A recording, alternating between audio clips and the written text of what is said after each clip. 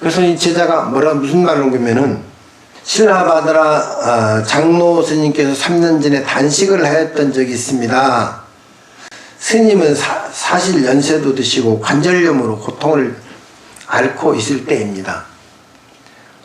관절염이 그렇게 아프고 막 괴롭답니다. 그래서 사실은 스스로 자신의 삶을 마감을 하고, 그러니까 나이도 많이 먹었는데 더 살아서 머리 해가지고 마감을 하고 단식을 하였습니다. 그런데 7일이 되는 때 꿈속에 세 사람이 나타났습니다. 하나는 황금빛이 나는 선인이었고, 한 선인은 은빛이 나면서 투명한 선인이었고, 한 선인은 온몸에서 초록빛이 나는 선인이었습니다. 그 중에 한 초록빛 나는 선인이 신라바드라 스님에게 이렇게 얘기하는 거예요. 신라바드라여, 생명이란 중요한 것이다. 인생이란 고통으로 이루어진 것이다.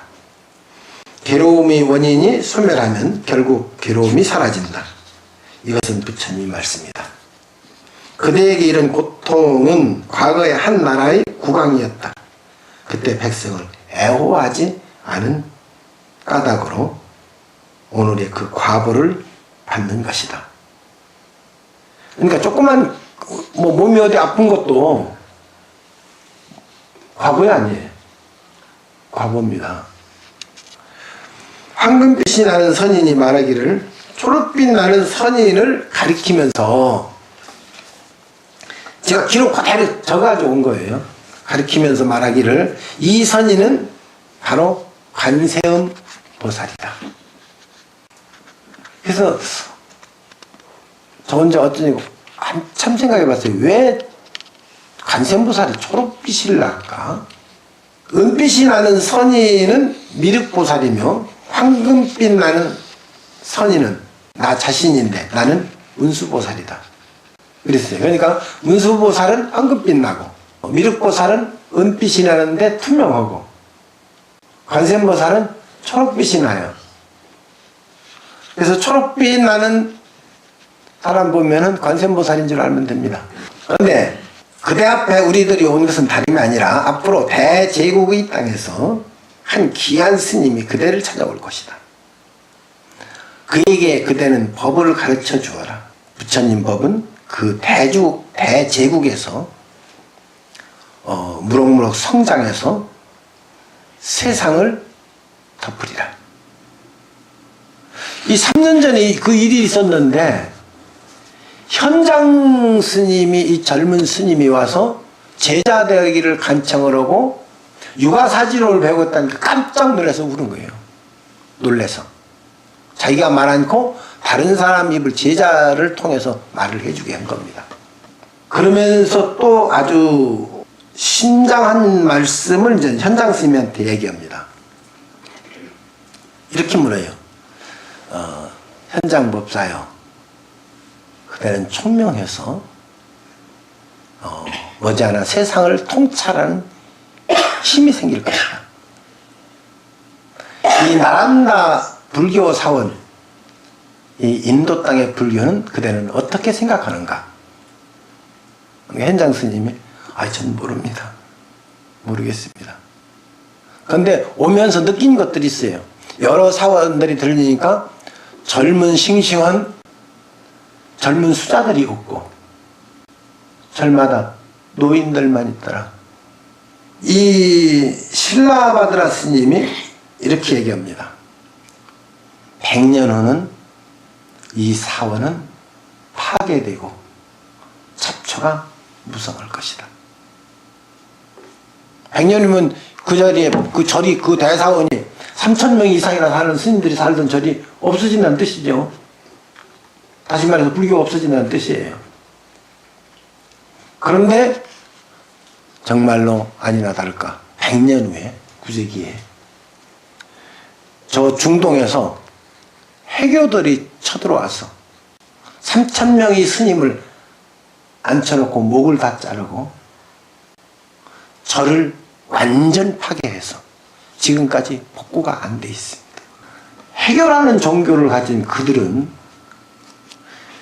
천년 전이나 지금이나 포악합니다.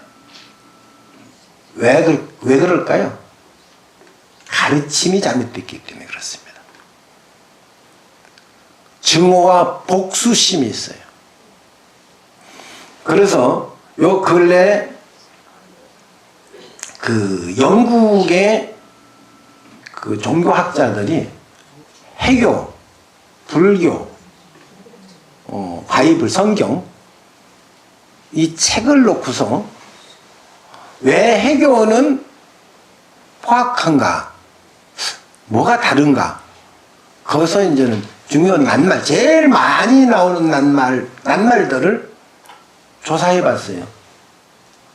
조사해 보니까 가장 자비라고 하든가 삶이라든가 수행이라는 말이 가장 많은 경전이 불교 경전이었고, 사랑이라는 말이 가장 많이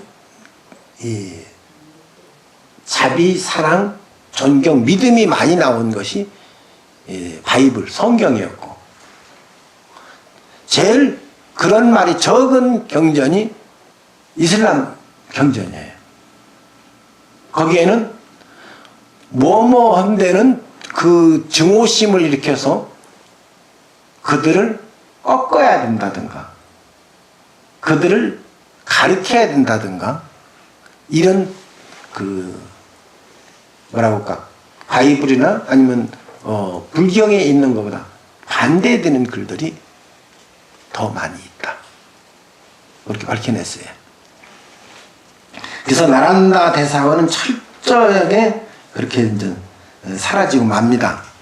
그런데 정확하게 그 현장 스님이 다녀오신 후 110년 후에 우리나라 신라 해초 스님이 또 그 자리에 가십니다. 근데 해초 스님은 간 길이 달라요. 현장법사 간 저 사막으로 간 것이 아니라 장안에서 남쪽으로 광동성 쪽으로 와서 배 타고 가십니다. 그래서 저 말라카 해협, 지금의 인도네시아 그리고 말레이시아 그 해협을 지나서 인도로 들어가시죠. 올 때는 저 북쪽으로 해가지고 현장 스님이 오셨던 길을 따라서 중국에 들어오시게 되죠. 현장 스님, 해초 스님이 나란다 불교대학에 가서 이 왕호천축전에 보면 이렇게 기록이 있어요. 스님은 하나도 보이지 않고 답도 보이지 않고 전부 다 파괴돼서 가슴이 아프다. 거기 공부하러 갔는데 공부를 못해요. 사람이 없는데. 그리고 그 해초 스님 기록에 또 보면은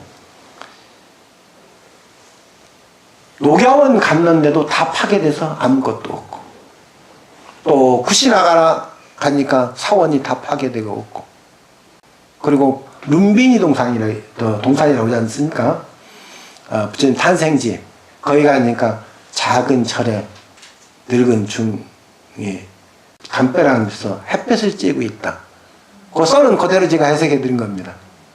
그 부분을 읽는 순간 무슨 생각이 떠오르는 거면은, 한국이 그렇게 되지 말라는 법이 어디 있는가? 지금 현실은 한국 불교와 비슷하게 닮아가고 있습니다. 젊은 승려가 잘 없고 어려서 출가를 않고 아이를 우선 안 낳아. 그리고 먹고 살만하니까 스님이 안 돼. 하고 싶은 건 많은데 절에 스님이 되려면 하고 싶은 것을 다 버려야 된단 말이에요. 그러니까 스님이 구할 수밖에 없어요. 1년에 비구가 100명도 안 돼요. 60, 70년대 500년, 600년씩 되는 일들이. 그러니까 스님 존중해야 되겠어요? 안 해야 되겠어요? 스님이 돼가지고 스님 존중하라고 하니까 좀 이상하다. 그런데 사실은 그렇게 해야 됩니다. 여러분들이 복 받는 거예요. 옛날에 일단 스님 법문하셨는데 뭐라고 하시는 거면은 거지가 가짜 중이 가사를 읽고 집 앞에서 구걸하더라도 거기에 시주를 해라 그래요. 하는 사람은 무조건 못 받는다. 죄를 짓고 거짓말해서 그 사람 몫이고 내 몫은 아니에요. 달라요. 그 사람 몫이하고 달라요. 그러니까 여러분들은 금년에 이와 같이 복을 지으면 좋은 인연 따라서 다음 생에 좋은 인연이 땅에서 태어나게 됩니다. 자, 마지막으로 해조 스님 시 한 편을 제가 읽어드리겠습니다. 달 밝은 밤에 고향길을 바라보니 뜬 구름은 너울너울 어디론가 돌아가네. 그 편에 감히 편지 한 장 붙여보지만 바람 거세어 화답은 오지 않는구나. 내 나라는 하늘가 북쪽에 있고 남의 나라는 땅끝 서쪽에 있네.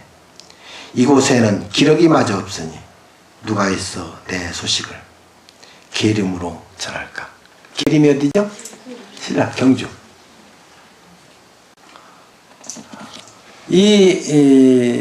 그 해조 스님 시를 딱 읽는 순간에 굉장히 짠해지고, 해조 스님이 그 달밤에 나란다 불교 대사원, 허물어진 대사원 끝자락에 어딘가 서서 망연히 북쪽 하늘을 바라보고 있는 모습이 그려집니다. 일주일 동안 기도 많이 하셨고요. 내일부터 또 이제 보름까지 신장기도 한다 했으니까 점심 4시에 같이 부처님한테 공양 올리고 신장단에 같이 천수 한 편 쳐서 또 우리 법사 스님과 같이 기도하시겠습니다. 그래야 애호신장들이 다 이렇게 애호해 주십니다. 신라바드라 스님이 꿈속에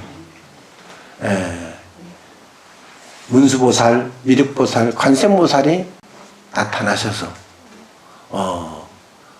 정말 귀인이 올 것을 미리 알려줬듯이 여러분들이 기도가 간절하면은 반드시 그런 일들이 기적이 일어날 겁니다. 오늘 법문 마칩니다.